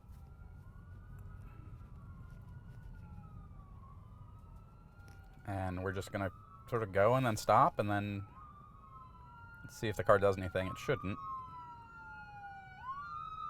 It's just not going to move. Good. Good, good, good. I don't know what that guy's doing.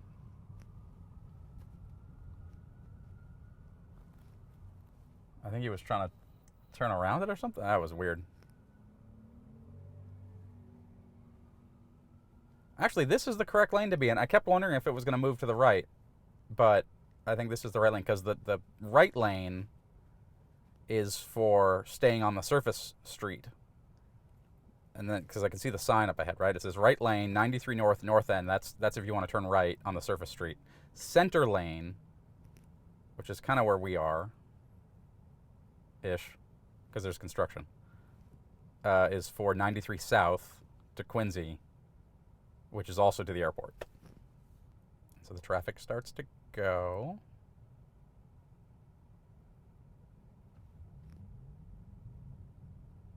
Tight squeeze. Ah, left lane, Logan Airport. Okay. So it is going the right way. See, it's doing better than I would. I would not have known what lane to be in to go to the airport. And the nav doesn't help me. If I look at that, it just says in 300 feet, take North 1A, which I wouldn't have even known North 1A, that's the road to the airport. And then Mass 140, yeah, it's like, I don't know. Boston traffic. This was a bad idea. I'm glad I started this when I did at 2:30 or whatever it was, because now we're 2 hours in and the traffic's starting to get bad. So we're going to get to the airport, then we're going to call it a day. So yeah, so I didn't talk much about the car, but new Model 3 is really good. Sitting in traffic. How do people do this every day? I mean, most of the time I work from home. I know I drive for a living, but this is not driving for a living.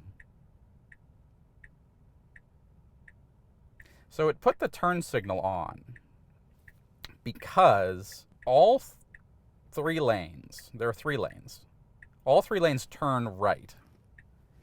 But one turns right onto the surface street. One turns right and goes into the tunnel for 93 south, for the highway south. The leftmost lane, which also turns right, goes to the airport. So we're signaling, but we're signaling to everybody else. They're going to think I'm trying to change lanes, and I'm not. I'm just trying to turn right from up here. And I think if I press the button, I can make it stop. Signaling, but I want to see what it does.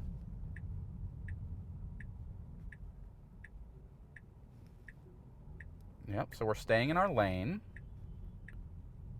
Is it going to stop for the red light? Yes. Yes, it does. That guy runs it. The guy in the next lane ran it. We stopped for the red light like we're supposed to. And so now we just have to sit here and wait while pedestrians cross in front of us. But, again, it's in the far left lane. It's doing what it's supposed to do. Impressive. If you've stuck with me this long, thank you for watching. Much appreciated. But, if you're a fan of tech or robots or AI or whatever, this has been really fascinating. I've actually enjoyed this, and I'm going to probably do another one. And there's plenty to cut out of it, too, and to show, in interesting situations where the car tried to do different things or successfully navigated. Driving around Boston, this is hard. And now these guys are blocking the box. So, green light. Oh, didn't have to touch it. I didn't touch it. It's going to wait for these guys to get out of the way. He's like, they're stupid. It's going to drive around. Oh, beautiful. It's going to drive around all these people who are all in line to go there, and we're going to go this way to the airport. Figure it out. You can do it. It's dark, I think. I think it doesn't like that it's dark. There, it figures it out. Oh, we're now on the highway version. And so I can manually change the speed. So I'm going to manually move the speed up a little bit. This I'm a little more nervous about. It's still doing okay.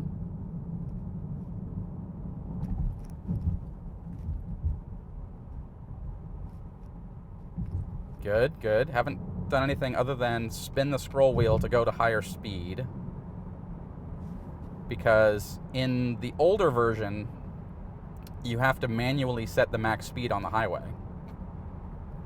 In the new version, it auto sets the speed, and then I can use my foot, the throttle, to sort of increase the speed where I want it to be. So if it's going 45 and I want it to go a bit faster, I can accelerate up to 50 or 55, and it will be smart enough to sort of be like, oh, you want to go faster? Okay, I'll stay in that sort of speed range. But on the highway, you have to do it manually. And it will adjust the speed. Poor GPS location accuracy, additional attention may be required. Well, okay. Hopefully you can figure out that we're in a tunnel and where to go.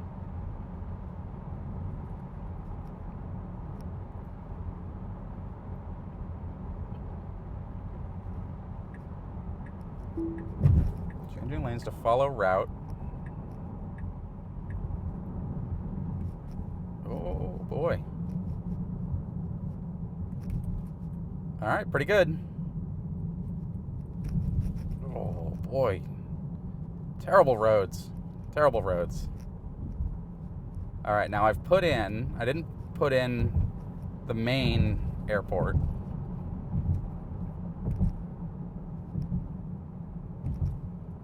I put in the economy parking. So it should take this exit, and then there's a sharp right. Let's see how it does. This is great. This is perfect.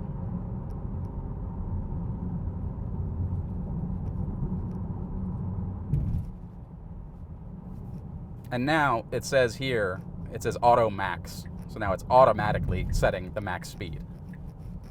So I don't have to change it anymore once you're on the surface streets. That will be coming. That's now it's on 12.5. When we were on the highway through the tunnel, it was on 12.3. That end-to-end will be coming on the new version at some point. They said that that update is coming.